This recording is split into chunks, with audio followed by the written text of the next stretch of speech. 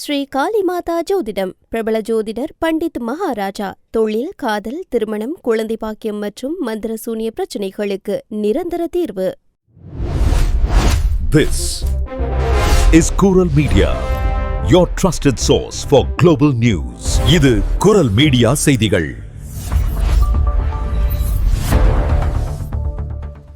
இது குரல் மீடியாவின் இன்றைய பிரதான செய்திகள். செய்திகளை வாசிக்கும் நான் கோகுலநாதன் தமிழினி. முதலில் தலைப்புச் செய்திகள். உடற்பயிற்சி செயலியால் அம்பலமான பிரான்ஸ் போர்க்கப்பலின் ரகசிய இருப்பிடம். கடற்படை அதிகாரியின் ஸ்மார்ட் வாட்ச் தரவுகளால் பாதுகாப்பு குறைபாடு அம்பலம். பிரித்தானியாவின் ஒன் இன் ஒன் அவுட் திட்டத்திற்கு சவால். சிறு படகுகளுக்கு பதிலாக மீண்டும் லாரிகள் மூலம் கடத்தலை தொடங்கிய கும்பல். இங்கிலாந்தில் அதிவேகமாக பரவும் மூளைக்காய்ச்சல். கென்ட் பல்கலைக்கழகத்தில் தடுப்பூசி முகாம் தீவிரம்.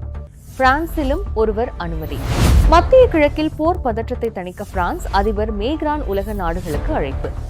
இஸ்ரேலின் தரைவழி தாக்குதல்கள் சர்வதேச சட்டத்திற்கு எதிரானவை என மேக்ரான் கடும் கண்டனம்.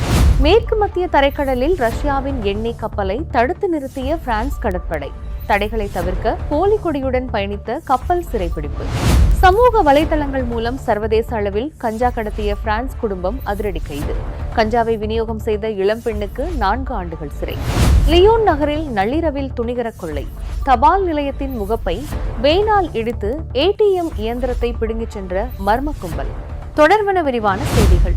பிரான்சின் மிக முக்கிய விமானம் தாங்கி போர்க்கப்பலான சார்ல்ஸ் டிகால் நிறுத்தப்பட்டிருந்த ரகசிய இடம் ஒரு சாதாரண உடற்பயிற்சி செயலின் மூலம் அம்பலமாகியுள்ளது. பிரெஞ்சு கடற்படை அதிகாரி ஒருவர் தனது ஸ்மார்ட் வாட்ச் மூலம் பதிவு செய்த உடற்பயிற்சி தரவுகளை ஸ்ட்ராவா என்ற பிரபல செயலியில் அனைவரும் பார்க்கும்படி பொதுவெளியில் பகிர்ந்ததே இந்த கசிவுக்கு காரணமாகும். இதன் மூலம் மத்திய தரைக்கடல் பகுதியில் அந்த கப்பல் நிறுத்தப்பட்டிருந்த துல்லியமான இருப்பிடம் நேரடியாக வெளிச்சத்திற்கு வந்துள்ளது.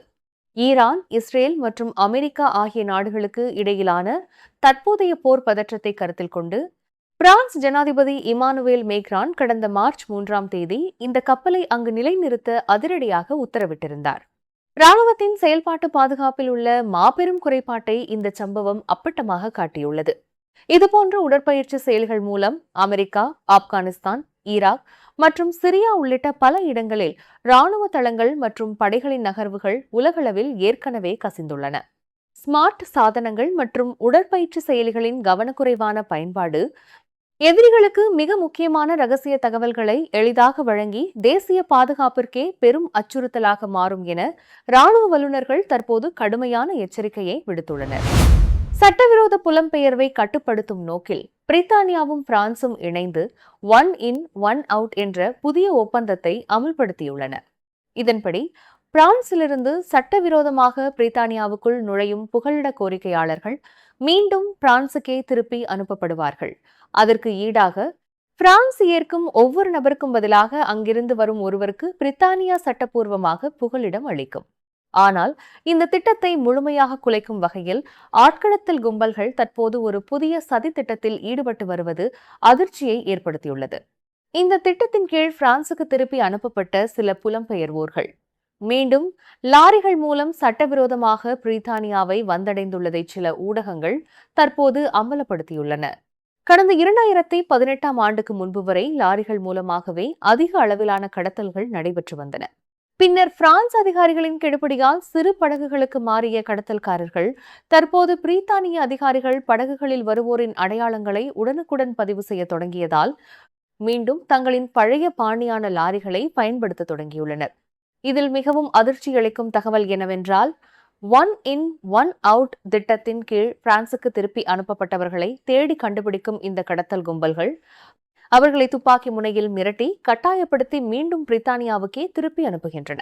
பிரித்தானிய அரசின் இந்த புதிய திட்டத்தை எப்படியாவது முறியடிக்க வேண்டும் என்ற நோக்கத்திலேயே கடத்தல்காரர்கள் இத்தகைய கொடூரமான நடவடிக்கைகளில் இறங்கியுள்ளதாக மீண்டும் லாரி மூலம் பிரித்தானியா வந்தடைந்த சிலர் வாக்குமூலம் அளித்துள்ளனர். இது இரு நாட்டு எல்லை பாதுகாப்பு அதிகாரிகளிடையேயும் பெரும் கவலையை ஏற்படுத்தியுள்ளது. இங்கிலாந்தின் கென்ட் மாகாணத்தில் உள்ள கேண்டர்பரி பகுதியில் மெனிங்கோகோகஸ் வகை B எனப்படும் கொடிய பாக்டீரியாவால் உருவாகும் மூளைக்காய்ச்சல் தொற்று அதிவேகமாக பரவி வருவது மக்கள் மத்தியில் பெரும் அச்சத்தை ஏற்படுத்தியுள்ளது. இதுவரை மொத்தம் 27 பேருக்கு இந்த தொற்று உறுதி செய்யப்பட்டுள்ள நிலையில் துரதிருஷ்டவசமாக 2 பேர் உயிரிழந்துள்ளனர். இந்த பரவலின் பெரும்பாலான வழக்குகள் அப்பகுதியில் உள்ள ஒரு இரவு விடுதியுடன் தொடர்புடையவை என சுகாதாரத்துறை அதிகாரிகள் கண்டறிந்துள்ளனர். முன்னெப்போதும் இல்லாத வகையில் பரவி வரும் இந்த ஆபத்தான தொற்றை கட்டுப்படுத்த கென்ட் பல்கலைக்கழக வளாகத்தில் மாபெரும் தடுப்பூசி முகாம் தொடங்கப்பட்டுள்ளதுடன் நோய் பரவலை தடுக்கும் முன்னெச்சரிக்கை நடவடிக்கையாக தொடர்பில் இருந்தவர்களுக்கு ஆன்டிபயாட்டிக் சிகிச்சைகளும் தீவிரமாக வழங்கப்பட்டு ஆயிரக்கணக்கான தடுப்பூசிகளும் தயார் நிலையில் வைக்கப்பட்டுள்ளன. இதற்கிடையே கென்ட் பல்கலைக்கழகத்துடன் தொடர்புடைய நபர் ஒருவர் இதே மூளைக்காய்ச்சல் பாதிப்புடன் பிரான்ஸ் நாட்டு மருத்துவமனை ஒன்றில் அனுமதிக்கப்பட்டுள்ளார். தற்போது அவரது உடல்நிலை சீராக இருப்பதாகவும் அவருடன் தொடர்பில் இருந்தவர்களுக்கும் முன்னெச்சரிக்கை சிகிச்சைகள் அளிக்கப்பட்டுள்ளதாகவும் தெரிவிக்கப்பட்டுள்ளது. இந்த மூளைக்காய்ச்சலுக்கு உரிய நேரத்தில் சிகிச்சை அளிக்காவிட்டால் நோயாளிகள் விரைவில் உயிரிழக்க நேரிடும் என்பதுடன் தீவிர சிகிச்சை அளித்தாலும் கூட 10% நோயாளிகள் உயிரிழக்கின்றனர் மற்றும் 25% நீண்ட கால பாதிப்புகளுக்கு ஆளாகின்றனர் என மருத்துவ வல்லுநர்கள் கடுமையான எச்சரிக்கையை விடுத்துள்ளனர். ஐரோப்பிய உச்சி மாநாட்டை தொடர்ந்து பிரசல்ஸ் நகரில் நடைபெற்ற செய்தியாளர் சந்திப்பில் பேசிய பிரான்ஸ் ஜனாதிபதி இமானுவேல் மேக்ரான் மத்திய கிழக்கு பிராந்தியத்தில் நிலவும் பதற்றத்தை தணிக்க வேண்டியதன் அவசியத்தை மிக தீவிரமாக வலியுறுத்தியுள்ளார். ஈரான் விவகாரத்தை பொறுத்தவரை பிரான்ஸ் தனது தேசிய நலன்களை பாதுகாக்கும் தற்காப்பு நிலைப்பாட்டிலேயே செயல்பட்டு வருவதாக தெரிவித்த அவர் சர்வதேச சட்டங்களை மதிக்கும் அமைதியான சூழல் உடனடியாக உருவாக வேண்டும் என கேட்டுக்கொண்டார். உலக கச்சா எண்ணெய் போக்குவரத்தில் சுமார் 20% நடைபெறும் மிக முக்கிய பகுதியான ஹார்முஸ் நீரிணையின் பாதுகாப்பை உறுதி செய்ய எதிர்காலத்தில் ஐக்கிய நாடுகள் சபையின் வழிகாட்டுதலின் கீழ் கூட்டு நடவடிக்கைகள் மேற்கொள்ளப்படலாம் என அவர் சுட்டிக்காட்டினார்.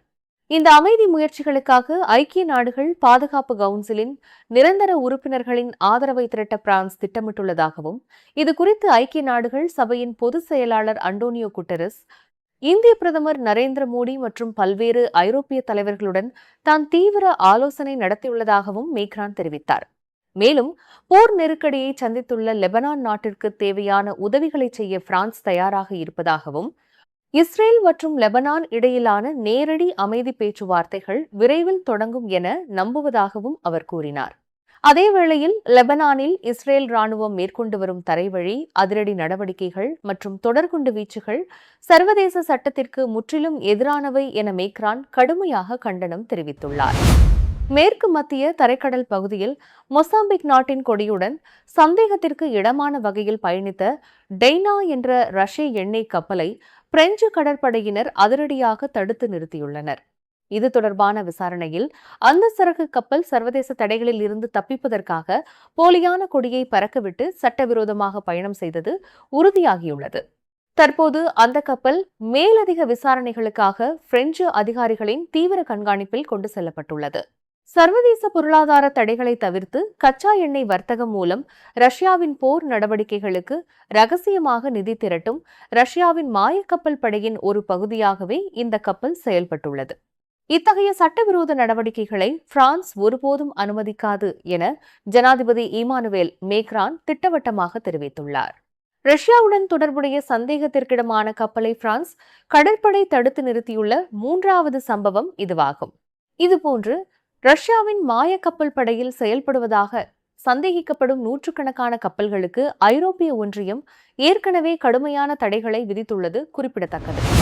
பிரான்சின் சேர் மற்றும் இந்திரை பகுதிகளில் சமூக வலைதளங்கள் மூலமாக சர்வதேச அளவில் போதைப் பொருள் கடத்தலில் ஈடுபட்டு வந்த ஒரே குடும்பத்தைச் சேர்ந்த 4 பிரெஞ்சு தேசிய ஜெண்டார்மெரி காவல்துறையினர் அதிரடியாக கைது செய்துள்ளனர். கடந்த திங்கட்கிழமை கைது செய்யப்பட்ட இந்த வலையமைப்பின் முக்கிய குற்றவாளியான 23 வயது இளம்பெண், அவரது சகோதரர் மற்றும் பெற்றோர் ஆகியோர் காவலில் வைக்கப்பட்டுள்ளனர். ஸ்பெயின் நாட்டின் பார்சிலோனாவிலிருந்து உயர்தர கஞ்சா பிசின்களை தபால் மூலம் பிரான்சுக்கு கடத்தி வந்த அந்த பெண் அதனை மீண்டும் சிறிய அளவில் பொதியிட்டு ஃபேமிலி ஃபார்ம்ஸ் பாரிஸ் உள்ளிட்ட சமூக வலைதள கணக்குகள் மூலம் விற்பனை செய்து வந்துள்ளார்.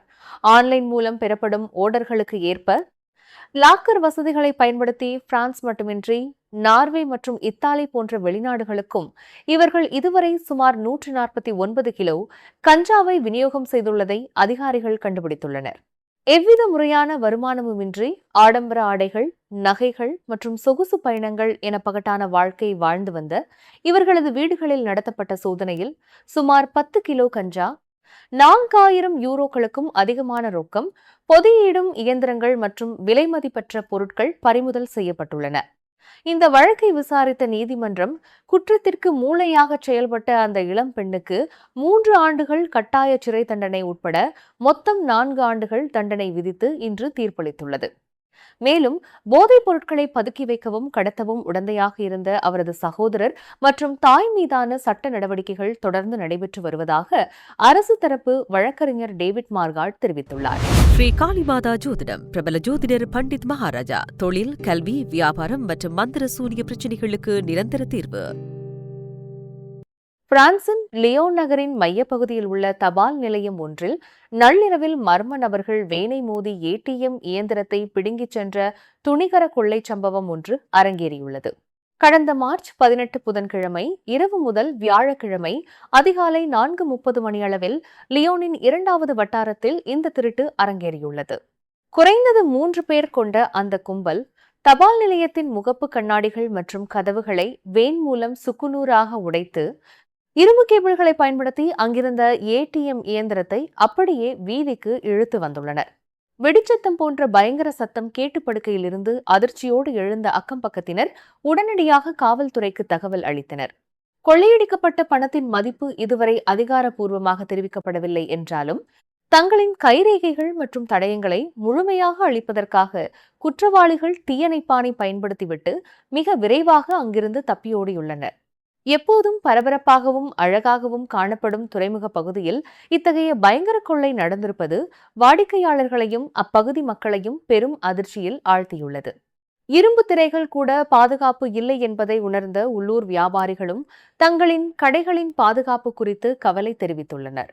சம்பவ இடத்திற்கு விரைந்த காவல்துறையினர் கொள்ளையர்கள் விட்டுச் சென்ற வேன் மற்றும் சிதறி கிடந்த இயந்திரத்தின் பாகங்களை மீட்டதோடு வங்கியின் முகப்பில் பொருத்தப்பட்டிருந்த கண்காணிப்பு கேமரா காட்சிகளை அடிப்படையாக கொண்டு தீவிர விசாரணையை தொடங்கியுள்ளனர். மேலும் இந்த வழக்கு தற்போது ஒழுங்கமைக்கப்பட்ட மற்றும் சிறப்பு குற்றப்பிரிவிடம் ஒப்படைக்கப்பட்டு தலைமறைவான கொள்ளையர்களை பிடிக்கும் பணி தொடங்கப்பட்டுள்ளது. நீங்கள் இதுவரை கேட்டது குரல் மீடியாவின் பிரதான செய்திகள். மேலும் இதுபோன்ற செய்திகளை அறிய குரல் மீடியாவை சப்ஸ்கிரைப் செய்யுங்கள்.